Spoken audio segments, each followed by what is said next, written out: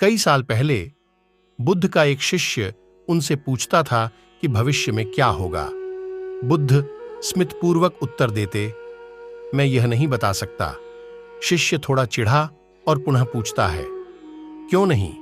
आप भविष्य को क्यों नहीं देख सकते? बुद्ध उत्तर देते हैं, भविष्य विचार करना उपयुक्त नहीं है।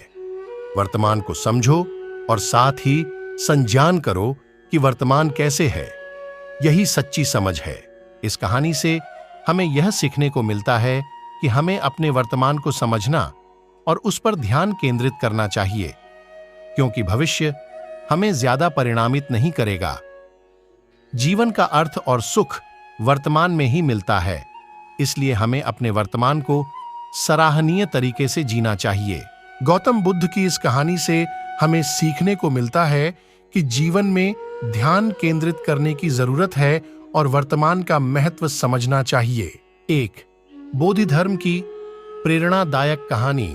गौतम बुद्ध ने एक दिन एक युवक को देखा जो गहरी ध्यान में डूबा हुआ था। वह युवक बोधि धर्म में समाधि में था, जो हमें यह सिखाता है कि ध्यान और मन की शांति में ही सच्चा सुख है। 2 अंगुलीमाल की कहानी। अंगुलीमाल पहले एक हिंसक अपराधी थे, लेकिन बुद्ध के प्रेरणादायक उपदेश के बाद उनका जीवन पूरी तरह से बदल गया। यह कहानी हमें यह सिखाती है कि हर किसी में बदलाव का संभावना है। 3 सुजाता की कहानी। सुजाता नामक एक नौजवान लड़की ने बुद्ध को परिवर्तन के मार्ग पर ले जाने के लिए उनकी शिक्षा और मार्गदर्शन को स्वीकार किया। इससे हमें यह सीखने को मिलता है कि संगठन, सहानुभूति और गुरु के उपदेश का महत्व है। 4 महाकाश्यप की कहानी। महाकाश्यप ने बुद्ध के उपदेश को समझकर उनका शिष्य बनने का निश्चय किया। इससे हमें यह सीखने को मिलता है कि श्रद्धा और गुरु के उपदेश का अनुसरण हमें सच्चे आनंद और सुख की ओर ले जाता है। 5 महाकाश्यप की कहानी। महाकाश्यप ने बुद्ध के उपदेश को समझकर उनका शिष्य बनने का निश्चय किया। इससे हमें यह सीखने को मिलता है कि श्रद्धा और गुरु के उपदेश का अनुसरण हमें सच्चे आनंद और सुख की ओर ले जाता है। 6 धर्मरक्षा की कहानी। बुद्ध ने धर्मरक्षा को ध्यान में गहरा होने का सिखाया।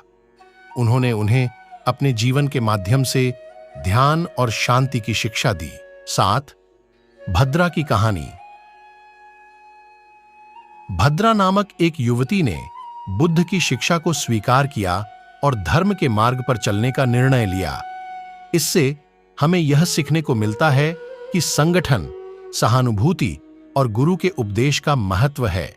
8 पार्वती की कहानी। बुद्ध ने पार्वती को धर्म के मार्ग पर चलने के लिए प्रेरित किया, जिससे हमें यह सीखने को मिलता है कि अपने जीवन को सच्चे धर्म में लीन करने का महत्व है। 9 अजित की कहानी। अजित नामक युवक ने बुद्ध की शिक्षा को स्वीकार कर धर्म के मार्ग पर चलने का निर्णय किया। इससे हमें यह सीखने को मिलता है कि श्रद्धा और गुरु के उपदेश का अनुसरण हमें सच्चे आनंद और सुख की ओर ले जाता है। 10 महाप्रजापति गौतमी की कहानी। महाप्रजापति गौतमी बुद्ध की माता और प्रतिष्ठित शिक्षिका थीं, जिन्होंने उनकी शिक्षा और उपदेश को स्वीकार किया और धर्म के मार्ग पर चलने का निर्णय लिया।